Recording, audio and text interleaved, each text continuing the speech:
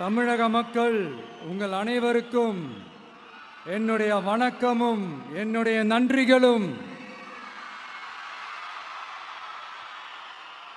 குறிப்பா திருச்சி கிழக்கு தொகுதி மக்கள் உங்கள் அனைவருக்கும் என்னுடைய ஸ்பெஷல் வணக்கமும் ஸ்பெஷல் நன்றிகளும். இதை நான் ஏன் இப்படி சொல்றேன்னா, என்னை இப்போ பெரம்பூர் தொகுதி எம்எல்ஏன்னு தான் சொல்லுவாங்க. பட் ஆனால் அது எலெக்ஷன் கமிஷனோட அந்த சட்ட விதிகளுக்கு மட்டும்தான் அப்படி. ஆனால் என்னை பொறுத்த வரைக்கும், தமிழ்நாட்டை பொறுத்த வரைக்கும், தமிழ்நாட்டுக்கு எப்படி திருச்சி ஒரு இதயம் மாதிரியோ,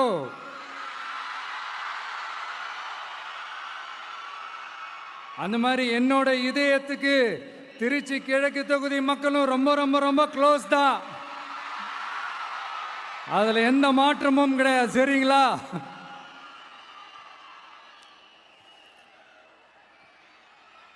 ஆட்சிக்கு சில வாரங்கள் கூட ஆகலை. 6 மாதம் அமைதியாக இருப்போம்னு சொன்னவங்களாம் 6 நாள் கூட அமைதியாக இருக்க முடியல.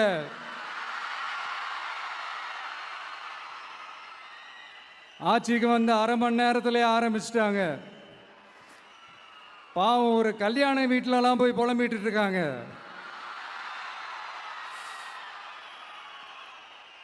நான் சொன்னதெல்லாம் நடக்குதா? 1 by 1 எல்லா புலம்பல்ஸும். அது மாதிரி இத்தனை வருஷமா மாற்றி மாற்றி உங்களை ஏமாத்திக்கிட்டு இருந்த இந்த 2 பேரையும் வேண்டாம்னு சொல்லி ஒதுக்கிட்டு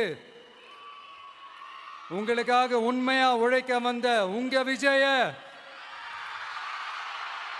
உங்க அண்ணனை, உங்க தம்பிய முதல் அமைச்சரா இல்ல முதல் சேவகனா ஆக்கியிருக்கிறீங்க. தலை வணங்கி ஒட்டுமொத்த தமிழக மக்களுக்கும் இந்த நேரத்தில் என்னுடைய நன்றியை தெரிவிச்சுக்கிறேன்.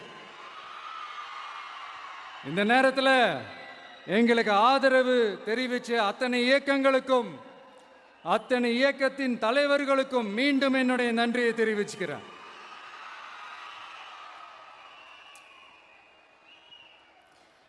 புரட்சி தலைவர் எம்ஜிஆர் அவர்களுடைய முதல் தேர்தலில் கூட இந்த அளவுக்கு ஒரு ஓட் பர்சன்டேஜ் வாங்கலை அப்படின்ட்டு நிறைய பேர் சொன்னாங்க. ஆனால் நீங்கள் டிவி கேட்க அவ்வளோ நீங்கள் ஆதரிச்சிருக்கிறீங்க. நான் எம்ஜிஆர் அவர்களோடலாம் நான் கம்பேர் பண்ணல. எம்ஜிஆர் தான். ஆனால் நாம பெரியார், அண்ணா, எம்ஜிஆர் அவர்கள் வழியில் ஒரு அன்பா உழைக்க வந்த உங்க விஜய், அவ்வளவுதான். 1977 நீங்க போடாத ஓட்டை 2026 நீங்க போட்டிருக்கிறீங்க. என்ன ஒண்ணு, இன்னும் கொஞ்சம் அதிகமா ஆதரிச்சிருந்தீங்கன்னா கொஞ்சம் நல்லா இருந்திருக்கும்.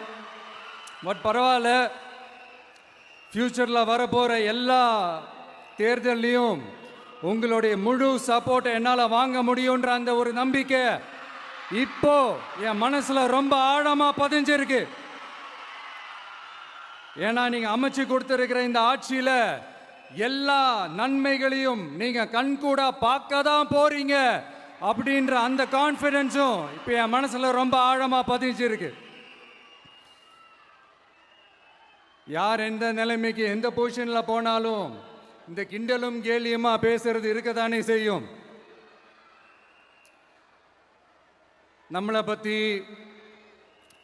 நம்ம அரசியலை பற்றி, நம்ம பேச்சை பற்றி இந்த கிண்டலும் கில்லியமா பேசிட்டு தானே இருப்பாங்க. அவங்க எல்லாருக்குமே என் சைட்லேருந்து ஒரே ஒரு ரிக்வெஸ்ட், தயவு செஞ்சு நிப்பாட்டிடாதீங்க.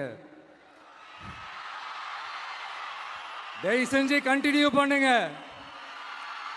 நீங்க தான் என்னோட எனர்ஜி ஃபோர்ஸு.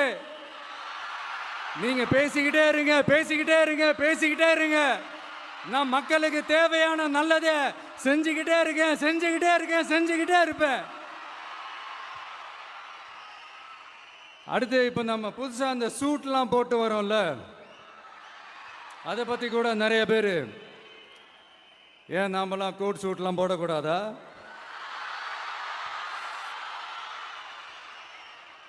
அதிகாரம் செய்கிறவங்களும் ஆதிக்க சக்திகளும் மட்டும்தான் கோட் சூட்லாம் போடணுமா என்ன? அப்படிலாம் எதுவுமே கிடையாது. நான் என்ன கலர் கலராக போட்டு வரேன், ரெண்டே கலர், நம்ம எல்லாரும் மனசு மாதிரியே பிளாக் அண்ட் ஒயிட்.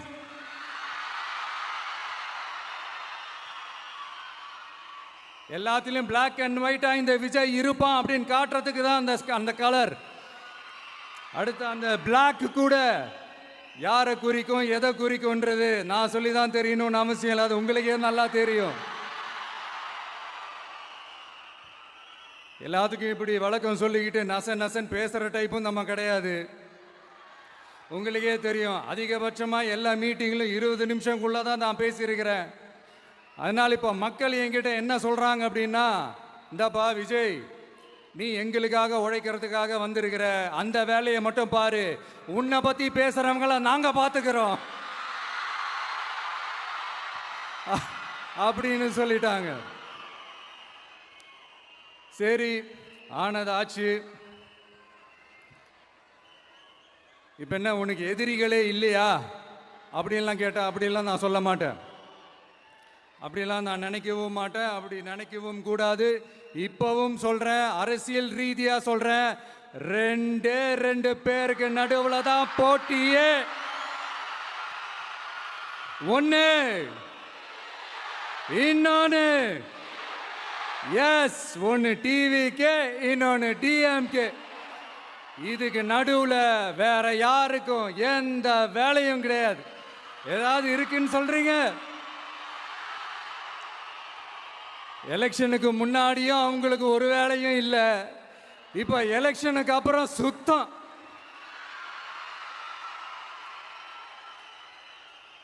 ஆனால் இந்த திமுகவும் மற்றும் பலரும் ஒன்றா சேர்ந்துக்கிட்டு இந்த விஜயோட ஆட்சி வந்துடக்கூடாதுன்னு சொல்லி ஒரு கூத்து ஒன்று பண்ணாங்களே, அந்த கடைசி 5 நாள், அடாடாடாடாடா, நமக்கெல்லாம் ஓஹோ இப்படியெல்லாம் கூட நடக்குமோ என்ன கூத்துங்கிறீங்க. ஆனால் ஃபியூச்சர் என்னவா இருக்குன்றதை மட்டும் இப்போ நான் சொல்கிறேன். உங்களுக்காக உண்மையாக உழைக்க வந்த இந்த விஜயா, இல்லை இந்த விஜயோட ஆட்சி அமைஞ்சிடக்கூடாதுன்னு தடுக்க நினைச்ச ஸ்டாலின் சாரா, அவ்வளவுதான். இதுக்கு நடுவில் வேற யாரும் எந்த அல்லு சில்லும் உள்ள வந்து நம்மளை தடுக்கிறதோ எதிர்க்கிறதோ ஏதாவது பண்ணாங்கன்னா நிர்வாகம் அதுக்கு பொறுப்பில்லை ராஜா, நிர்வாகம் அதுக்கு பொறுப்பில்லை. ரிசல்ட் என்னவா வரும்ன்றது அது உங்களுக்கே நல்லா தெரியும். நம்மளை ஏளனமா பேசுறதா நினைச்சு அவங்களுக்கு ஆப்பு வச்சுக்கிறாங்க. திமுக நம்மளை தடுக்க, திமுக நம்மளை எதிர்க்க, திமுக நம்மளை அவமானப்படுத்த அத்தனையும் நமக்கு நன்மையே.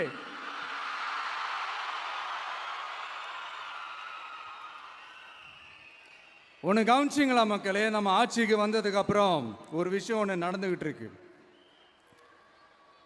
இது இந்த ஜென்சி தலைமுறையை அட்ராக்ட் பண்ணுறதுக்காக இங்கிலீஷ் தமிழ் கலந்த அறிக்கை, அது சொல்ல வந்து நினைச்சிங்களா? அந்த காமெடியெல்லாம் கிடையாது. அடுத்து இந்த ரியாலிட்டியை மறந்துட்டு இந்த ரீல்ஸ் போடுறது, அது சொல்ல வந்தீங்களா? அந்த காமெடியும் கிடையாது. இது சீரியஸாக ஒரு விஷயம் நடந்துக்கிட்டு இருக்கு. முன்னெல்லாம் சட்டசபையில் யார் பேசுனா நமக்கு என்ன, யார் அடிச்சுக்கிட்டா நமக்கு என்னன்னு இருந்த கூட்டம்லாம் இப்போ சட்டசபையில் என்ன நடக்குது, என்ன பேசிக்கிறாங்கன்றது ரொம்ப உன்னிப்பாக கவனிக்கிறாங்க. கவனிச்சிங்களா? திமுக ஸ்டைல்லையே சொல்லணும்னா ரீல்ஸ் போட்ட கூட்டம்லாம் இப்போ நியூஸ் பார்த்துக்கிட்டு இருக்கிறாங்க. அதில் நமக்கு சந்தோஷம்தான், பெருமை தான். நம்மளுடைய யங்ஸ்டர்ஸ், நம்ம பெண்கள் எல்லாம் அந்த அரசியல் என்னன்னு தெரிஞ்சுக்கணும், அந்த அரசியல் என்னன்னு புரிஞ்சுக்கணும்னு அப்படி ஒரு விழிப்புணர்வு ஏற்பட்டிருக்கு. அதில் எங்களுக்கு சந்தோஷம்தான். இதெல்லாம் யாரால நடந்திருக்கின்றது நான் சொல்லி தான் உங்களுக்கு தெரியணும்னு அவசியம் இல்லை, அது உங்களுக்கே நல்லா தெரியும். இப்படிப்பட்ட நம்ம தெய்வங்களை, இப்படிப்பட்ட நம்ம மக்களை தற்குறின்றது இன்னமும் சொல்லிக்கிட்டு இருக்கிறாங்க. நான் காஞ்சிபுரத்தில் சொன்னதை தான் இங்கே நான் திரும்பவும் ரிப்பீட் பண்ணுறேன். நீங்கள் தற்குறின்னு சொன்னீங்களே, அவங்க தான் உங்களோட அரசியல் வாழ்க்கையே ஒரு கேள்விக்குறி ஆக்கி இருக்கிறாங்க. கேள்விக்குறி ஆக்கிட்டாங்க, இன்னமும் ஆக்க போறாங்க. அன்னைக்கு நான் சொன்னப்போ சிரிச்சவங்களாம் இன்னைக்கு என்ன பண்ண போறாங்களோ. உண்மையை சொன்னாதான் அந்த கூட்டத்துக்கு கசக்குமே. உண்மையிலே நீங்க மக்கள் மனசை புரிஞ்சு வச்சிருந்தீங்கன்னா நீங்க இப்படி மக்களை தப்பாவே பேசியிருக்க மாட்டீங்க. அது என்ன, அப்புறம் அரசியல் புரிதல் இல்லாம மக்கள் நமக்கு ஓட்டு போட்டுட்டாங்களாம். இந்த கவர்ச்சியில மயங்கி மக்கள் நமக்கு ஓட்டு போட்டுட்டாங்களா. நான் என்ன, சரி விடுங்க.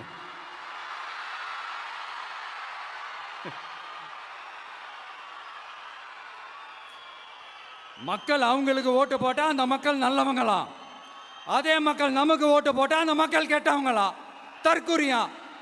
இதே மக்கள் தான் இத்தனை வருஷமா உங்களுக்கு ஓட்டு போட்டுட்டு இருந்தாங்க. உங்களுக்கு மட்டும் என்ன, வேற ஏதாவது பிளானட்ல இருந்து குதிச்சு ஓட்டு போட்டு போனாங்களா? தற்குறியாமா, தற்குறி நல்லா வருது, வேணான்னு பாக்குறேன். எங்க அண்ணன் விஜயகாந்த் அண்ணன் சொல்ற மாதிரி, அண்ணா அவர்கள் ஆரம்பிச்ச கட்சியை ஒரு அடிமை கூடாரமா ஆக்குனது யாருங்க சார்? இப்படியெல்லாம் ஆக்கிட்டு உண்மையை சொல்லு உடன்பிறப்பேவா. உங்களோட அந்த உண்மையான உடன்பிறப்புக்கெல்லாம் என்ன சொல்றாங்க தெரியுமா சார்? திமுக இப்படி ஆனதுக்கு காரணம், அந்த காரணத்தை வெளியிலலாம் போய் தேடாதீங்க, உங்க குடும்பத்துக்குள்ளேயே கேளுங்கிறாங்க. உங்களுக்காக மாடா உழைச்சி தேஞ்சு போய் கிடக்கிறோம். திமுக இப்படி ஆனதுக்கு காரணம் உழைக்காம சொகுசா இருக்கிற உங்க குடும்பத்துக்குள்ளேயே போய் கேளுங்கிறாங்க. ஒவ்வொரு திமுக தொண்டனும் அதை சொல்றாங்க. அதை புரிஞ்சிக்காம நம்மளையும் நம்ம மக்களையும் தப்பா பேசிக்கிட்டு, நீங்க மக்களை தப்பா பேசுனீங்கன்னா இந்த விஜய் வந்து கேள்வி கேட்பான், சும்மா இருக்க மாட்டான். இந்த விஜயும் தமிழ்நாட்டு மக்களும் வேறு இல்லை. இந்த விஜய் தான் தமிழ்நாட்டு மக்களோட ஒரு உண்மையான ஒரே பிரதிநிதி. இது இன்னைக்கும் சரி, நாளைக்கும் சரி, நாளன்னைக்கும் சரி, இதுதான் நிஜம். மறுபடியும் சொல்றேன், நமக்கும் மக்களுக்கும் இடையே இருக்கிற இந்த பூர்வ ஜென்ம பந்தத்தை, அந்த உறவை ஏதோ இந்த சதிகள் சூழ்ச்சிகள் பண்ணி யாராலையும் எதுவும் கெடுக்கவே முடியாது. கெடுக்க ட்ரை பண்ணீங்க நம்ம ஆட்சிக்கெல்லாம் வரதுக்கு முன்னாடி. என்ன சதிகள், என்ன சூழ்ச்சிகள், என்னென்னலாம் பண்ணி எப்படியெல்லாம் தடுத்துடலான்னு. ஆனால் இப்போ ஆட்சிக்கு வந்த இந்த சாமானிய மக்கள் ஆட்சியை நீங்கள் இந்த எதிர்கட்சியாக இருக்கும் போது ஒன்று யூஸ் பண்ணுவீங்கள்ல, இந்த பழைய டெக்னிக்கு, அதெல்லாம் யூஸ் பண்ணி நம்மளையும் மக்களையும் பிரிச்சிடலாம்னு நினச்சிங்கன்னா அது ஒரு காலம் நடக்காது. மக்கள்லாம் ரொம்ப தெளிவாயிட்டாங்க சார், ரொம்ப தெளிவாயிட்டாங்க. அதனால ஒரு ஆக்கப்பூர்வமான ஒரு எதிர்கட்சியை செயல்பட்டு மக்கள் மனசை வெல்ல பாருங்க. இந்த கடைசி லாஸ்ட் 1 மந்தா நடந்த ஒரு சில விஷயங்களை உங்ககிட்ட நான் ஷேர் பண்ணணும்னு ஆசைப்படுறேன். இந்த 200 யூனிட் மின்சாரம், கட்டணமில்லா மின்சாரம் அறிவிச்சோம். அதில் ஆல்ரெடி இருந்த 100 யூனிட் திமுக கொடுத்தது கிடையாது. மேடம் ஜெயலலிதா மேடம் இருந்தப்போ செஞ்சுட்டு போனது. ஸ்டாலின் சார் பதவி போன அந்த கடுப்புல அறிக்கையா விட்டு தள்ளிக்கிட்டு இருக்கிறாரு. என்ன பண்ணீங்க உங்களுடைய ஆட்சியில? மக்கள் பணத்தை, டாஸ்மாக்ல இருந்து அடிச்ச அந்த பணத்தை, ஊழல் செஞ்ச அந்த ஃபைல க்ளோஸ் பண்றதுக்கு அலைஞ்சீங்க. ஆனா இந்த விஜய் மக்களுக்கு தொந்தரவா இருக்கிற அதே டாஸ்மாக க்ளோஸ் பண்ணா.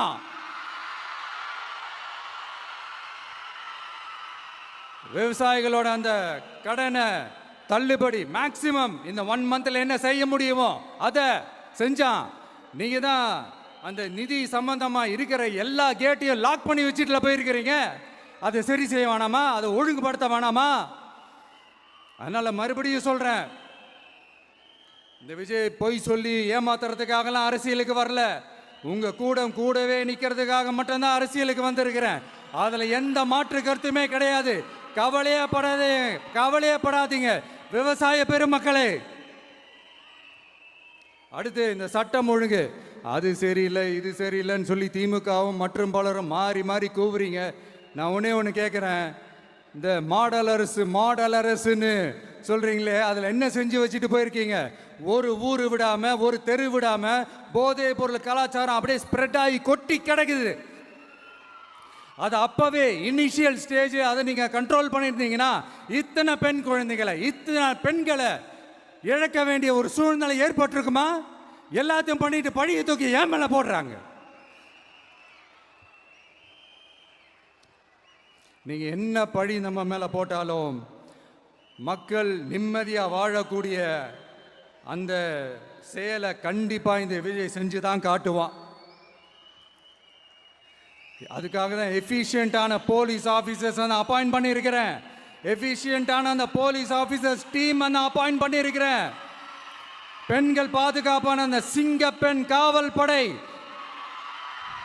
நெக்ஸ்ட் வீக் அதை இனாகரேட் பண்ண போறோம்.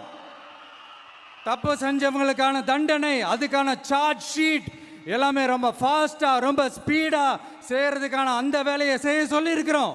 கோர்ட்ல கூட தப்பு செஞ்சவங்களுக்கான அந்த கடுமையான தண்டனை வாங்கி கொடுக்கறதுக்கான அந்த வேலையையும் ரொம்ப சீக்கிரமா செய்ய சொல்லி இருக்கிறோம். அதனால நீங்க என்ன பழி நம்ம மேல போட்டாலும் உண்மையா உறுதியா மக்களுக்கு தேவையான எல்லா விஷயங்களையும் இந்த விஜய் செஞ்சு தான் காட்டுவான். இப்படியெல்லாம் நம்ம சொல்றதுனால இவங்க என்ன சொல்லுவாங்க தெரியுமா? அவங்க தான் ஆட்சியிலேயே இல்லையே, அப்புறம் ஏங்க அவங்கள குறை சொல்றீங்க அப்படின்னு கேட்பாங்க. வேர்ல வெந்நியை ஊத்திட்டு போனவங்கள வெளிச்சம் போட்டு காட்டாம பின்ன வேற என்ன சொல்லுவாங்க? இதெல்லாம் மக்கள்கிட்ட நம்ம தெளிவாக எடுத்து சொல்லணும் இல்லையா?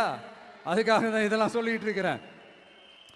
நம்ம மக்களுக்காக இவ்வளோ வேலை பார்க்குறோம், ஆனால் இவங்க அதையெல்லாம் விட்டுட்டு குதிரை பேரம் பண்ணுறாரு, அது பண்ணுறாரு, இது பண்ணுறாருன்னு சொல்லிட்டு தப்பு தப்பாக கதையெல்லாம் அடித்து விட்டுக்கிட்டு இந்த தீய சக்தியும் தீந்து போன சக்தியும்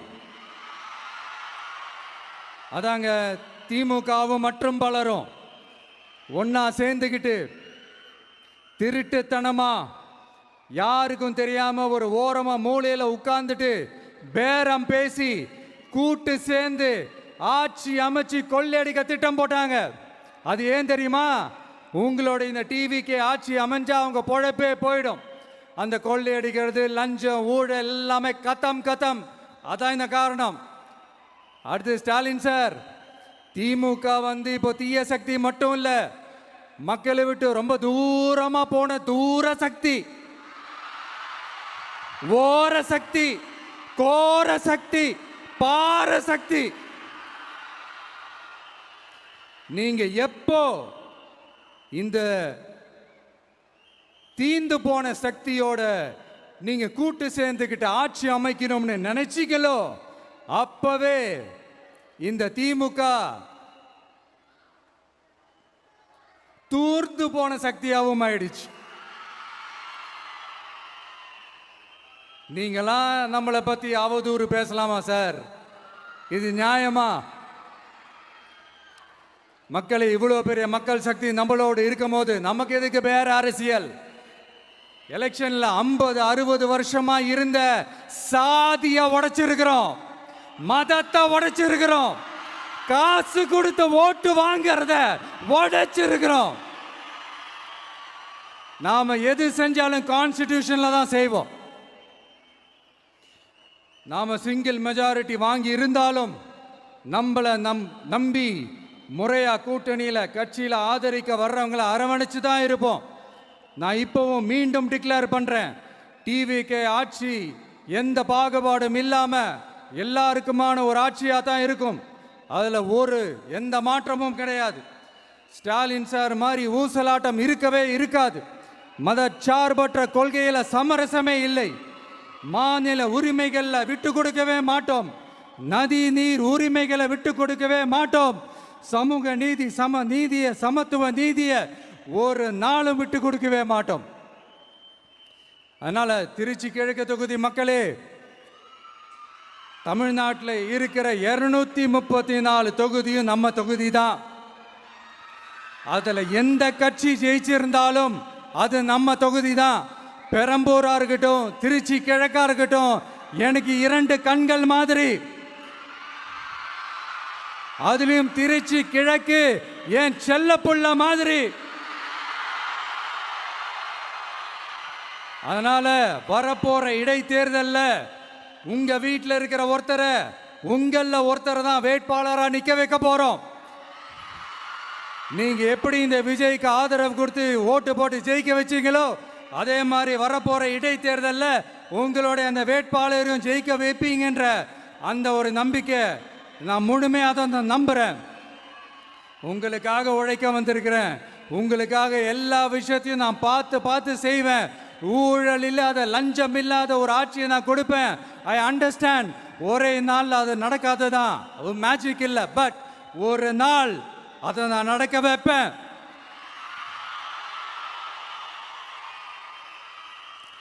எனக்கு இப்போ வேற எந்த வேலையும் இல்லை உங்களுக்காக உழைக்கிறத தவிர. என் கடன் இனி என் மக்களுக்கு பணி செய்து கிடைப்பதே. மீண்டும் என்னை ஜெயிக்க வச்ச தமிழக மக்களுக்கும் திருச்சி கிழக்கு தொகுதி மக்களுக்கும் மீண்டும் என்னுடைய நன்றியை தெரிவிச்சுக்கிட்டு கான்ஃபிடென்ட்டா இருங்க. நல்லதே நடக்கும். வெற்றி நிச்சயம். மீண்டும் சந்திக்கும் வரை நன்றி, வணக்கம்.